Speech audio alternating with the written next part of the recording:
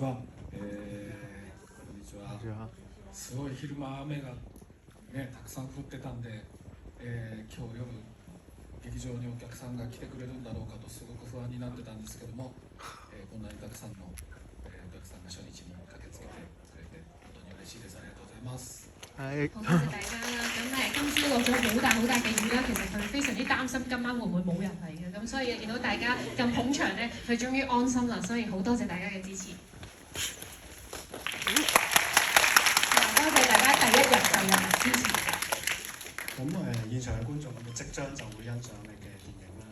咁或者你可以請你先同大家可能講下，到底你係因咩原因會創作呢個故事？そうなんだね、これから見るんだもんね。きっかけ、そうですね、ちょうど2年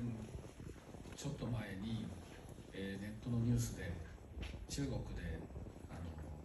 生成 AI を使った死者の蘇りビジネスが人気であるっていうちっちゃな記事を見て、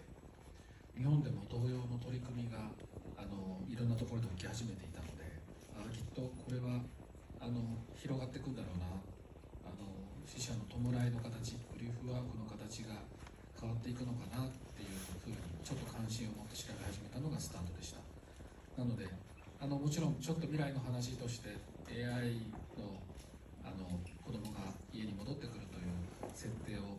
使ってるんですけれども、僕の関心はその子供を受け入れて、親子関係をやり直そうとする人間の側の話を、書いてみたいなと思ったのがスタートでした。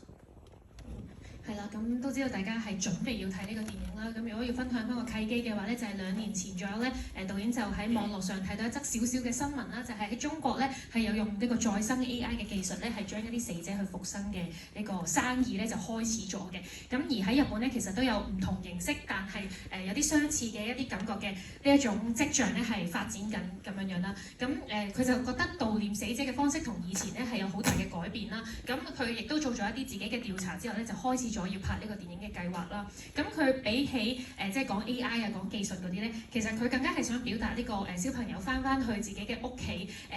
一對家長佢哋點樣去透過呢件事去修補一個親子關係嘅呢個故事嘅。咁所以大家可以着眼喺呢一點度。